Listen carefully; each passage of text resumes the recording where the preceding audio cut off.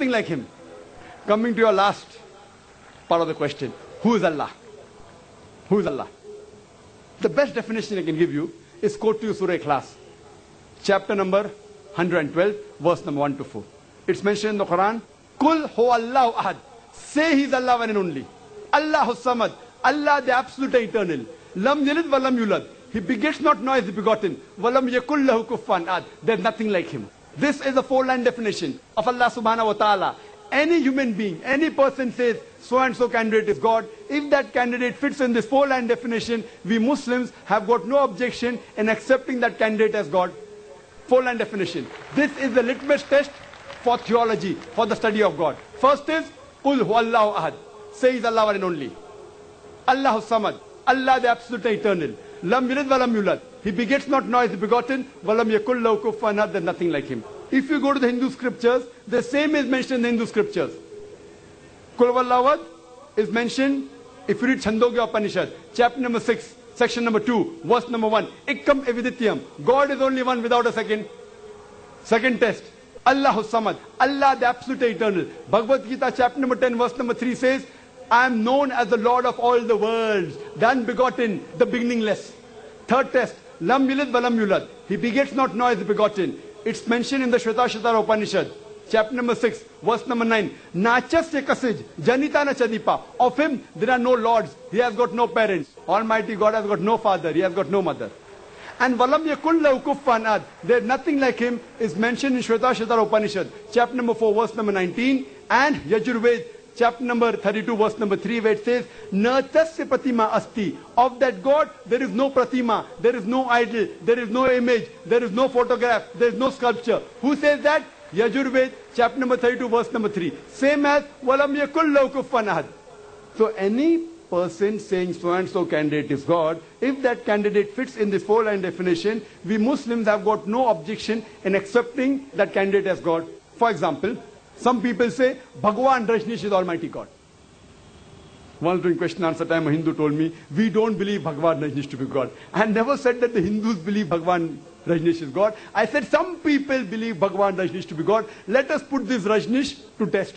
First test is, Qul huwallahu ahad. Say He's Allah one and only. Was Rajneesh one and only? Was he the only man who claimed divinity? There are hundreds of them. And in this country, we have thousands of men who have claimed divinity. He's not the only one. But Rajneesh Bhakti said, no, he's unique. Let's go to the next test. Allahu samad. Allah the absolute eternal. Was Rajneesh absolute eternal? We know from his biography, from his autobiography, he was suffering from asthma, from diabetes, from chronic backache. Imagine Almighty God suffering from asthma, diabetes, chronic backache. Third test. Lam yalid wa lam yulad. He begets not nor is begotten. Bhagwan Rajneesh was born in Madhya Pradesh. He had a father and mother. In 1981, he goes to America, USA, and he takes thousands of Americans for a ride. In the state of Oregon, he starts his center and calls it as Rajneeshpuram, his village. Later on, the American government arrests him and put him behind bars. Rajneesh says, the American government slow poisoned me. Imagine Almighty God being slow poisoned. In 1985, the American government kicked him out of the country. He comes back to India, in the same city, Pune, and he goes back to his center, which is now called as Osho Commune.